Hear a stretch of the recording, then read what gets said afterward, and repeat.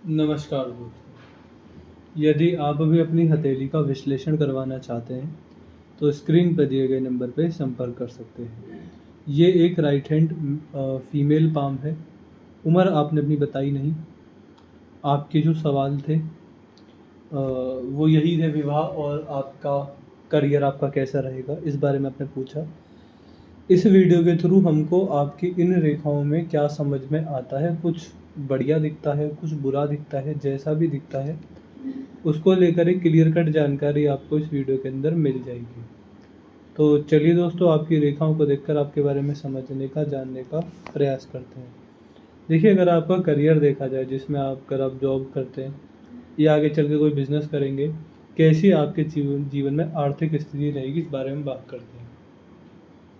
देखिए, मुझे आपके पूरे जीवन काल अगर देखा जाए, जिसमें आप अभी आपने अपनी उम्र तो नहीं बताई, लेकिन आपका 20s है, आपका 30s है, आपका 40s है, आपका 50s है, पूरी उम्र है। तो यहाँ पर दिखता है कि 20s में व्यक्ति सही समय पर कमाना शुरू कर देता है, फिर व्यक्ति आगे की व्यक्ति की कमाई चलते चले जाती है। यहाँ पर देखें तो मुझे जो आर्थिक स्थिति है वो बहुत ही ज़्यादा साधारण दिखती है। इसको लेकर मैं ये नहीं बोल सकता कि हाँ जी, आपके हाथ में कोई बहुत बड़ा राजयोग है या फिर कोई इस तरह की रेखा है जो कि आपको बहुत बढ़ चढ़ कर पैसा देगी, नहीं। साधारण पैसा ही हमको यहाँ पर दिखता है।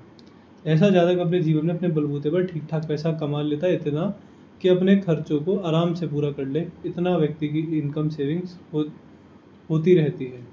और अभी जो आपकी भाग्य रेखा हमको लक्षण ये दिखाती है कि ये यहाँ से चलती तो है, लेकिन तकरीबन 36 नहीं, इसको आप समझिए 37 की उम्र के बाद यहाँ पर भाग्य रेखा नहीं है।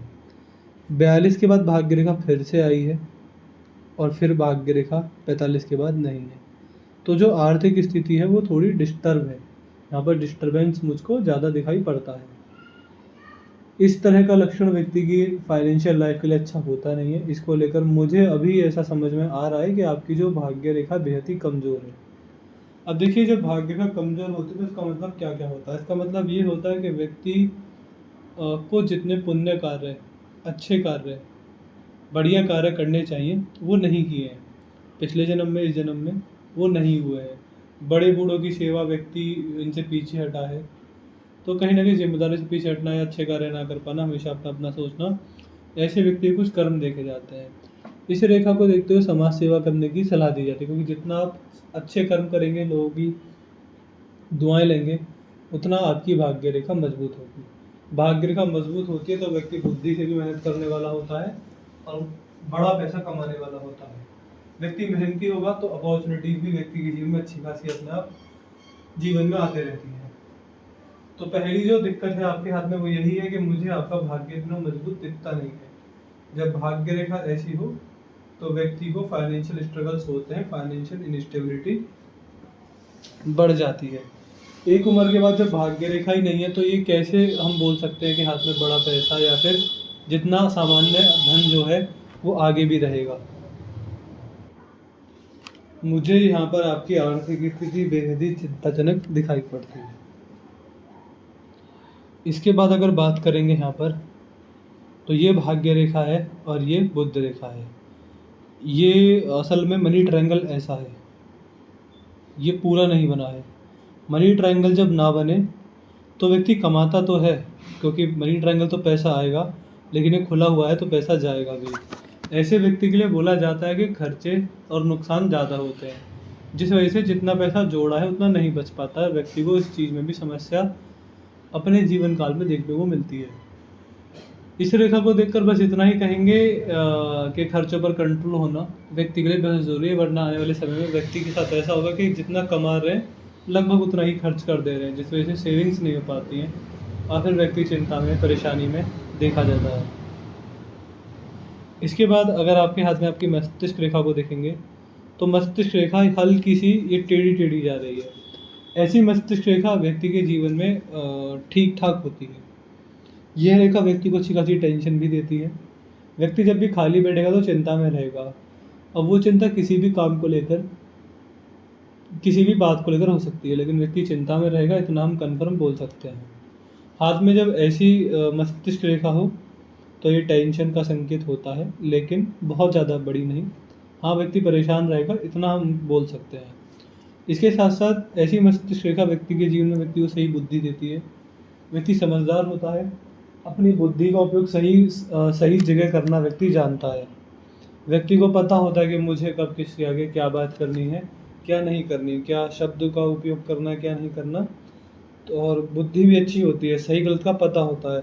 अगर कुछ कर्म करने जा रहे हैं तो पूरी तरह पता होता है कि मैं क्या करने वाला हूँ, उसका परिणाम क्या होगा, क्या कर्म मेरे लिए सही है। तो ऐसे लक्षण मुझे आपके हाथ में इस रेखा में यहाँ पर दिखाई पड़ते हैं। इसके बाद यहाँ पर देखेंगे तो ये हृदय रेखा यहाँ से चलती है, यहाँ पर समाप्त होती है। ये हृदय रेखा भी मुझे आपके हाथ में ठीक ठाक दिखाई देती है। इस हृदय रेखा में कोई गड़बड़, कोई दिक्कत वाली बात है नहीं। जब किसी भी व्यक्ति के हाथ में ऐसी हृदय रेखा हो तो व्यक्ति जितना ज़्यादा समाज सेवा करेगा, व्यक्ति के लिए उतना ही अच्छा होता है, उतना ही लाभकारी होता है। ऐसे जातक को परमात्मा की कृपा से समाज सेवा करने के मौके भी जीवन में मिलते रहते हैं। समाज सेवा से मतलब वही कि अन्न का दान कीजिए, लोगों का भला कीजिए, लोगों के काम आइए। अपना अपना सब करते हैं, लेकिन सब मेरी नज़रों में सफल वो है जो अपने के बाद समाज की तरफ देखता है, जीव जंतुओं का भला करता है, समाज के लिए कुछ अपना योगदान देता है।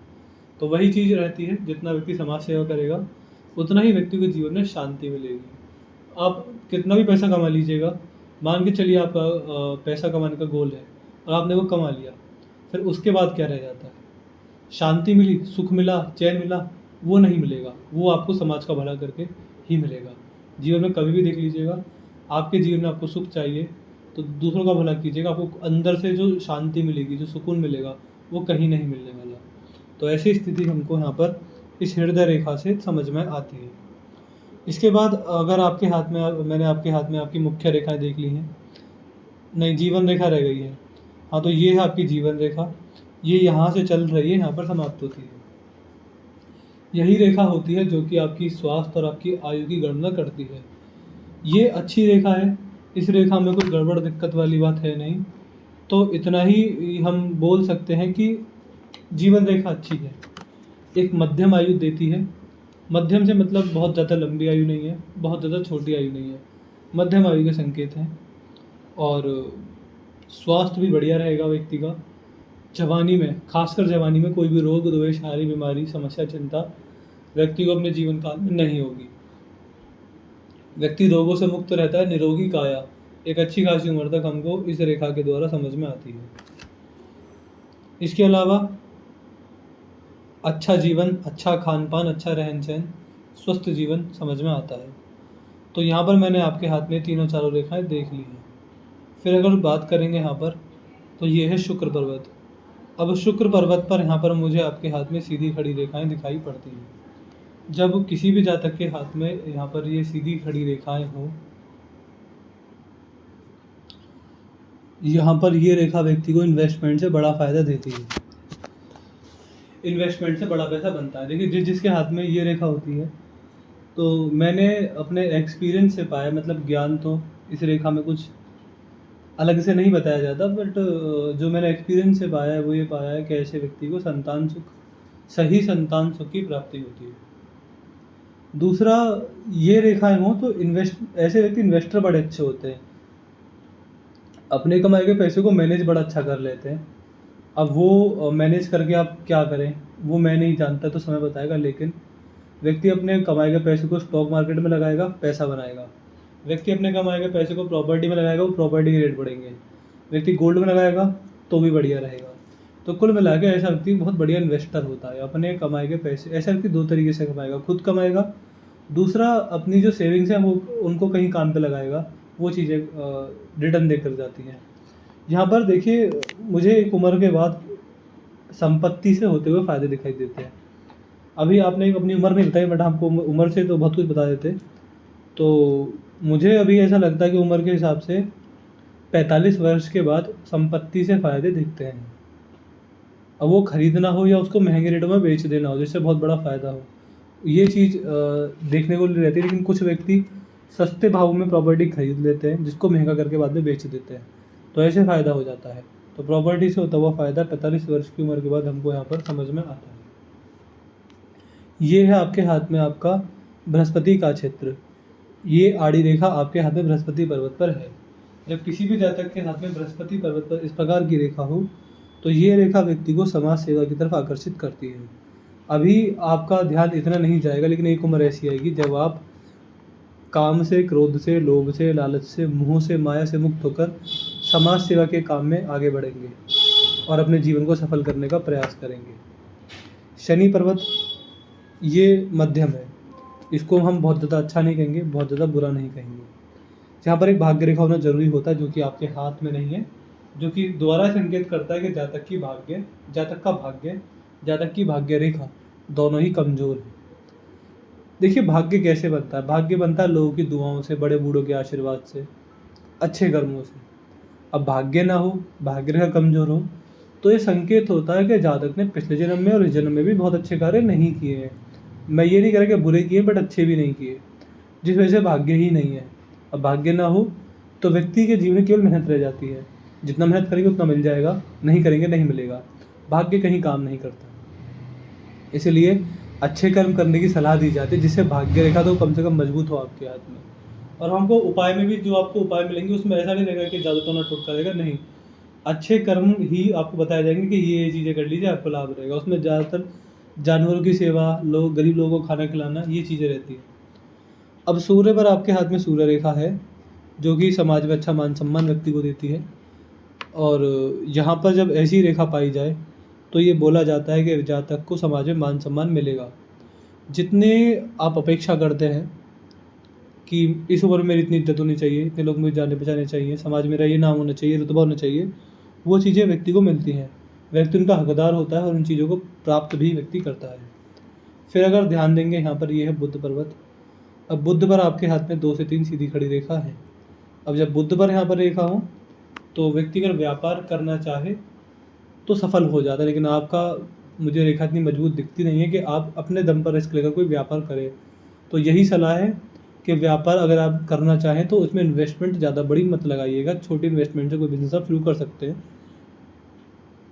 अगर आप करना चाहें तो। बाहरी मंगल चंद्र का क्षेत्र ठीक ठाक है। यहाँ पर एक रेखा है जो कि जातक को जीवन में ज़्यादा यात्राएं करवाती है। ये है केतु और ये है राहु। ये ग्रह ठीक है। मैंने आपके हाथ में आपकी सारी रेखाएं, सारे ग्रह देख लिए हैं। मुझे जो भी समझ में आया मैंने इस वीडियो में रिकॉर्ड कर दिया है। हाथ कैसा लगा? परिवार से सुखी, सफल, कर्मों से मुझे बहुत ज़्यादा अच्छे कर्म नहीं दिखाई दे रहे, न अभी न आने वाले समय में, तो इस चीज़ को बदलिएगा। स्वास्थ्य और आयु बहुत ज़्यादा बढ़िया हाथ है। पैसा इतना बढ़िया नहीं दिखता। तो ये है आपके पूरे जीवन का विश्लेषण, जिसमें आपके स्वास्थ्य के बारे में, आपकी आयु के बारे में, आपके कर्मों के बारे में, आपके पैसे के बारे में, आपके परिवार के बारे में जानकारी है कि पूरे जीवन काल का स्थिति कैसी रहेगी। कोई और डाउट हो, कोई और क्वेरी हो, आपको कुछ और पूछना हो, पूछ लीजिएगा। आपको आपके सारे सवालों के जवाब मिल जाएंगे। देखिए हमको जो अच्छा दिखता है वो अच्छा बता देते हैं, कुछ जो बुरा दिखता है वो बुरा बता देते हैं।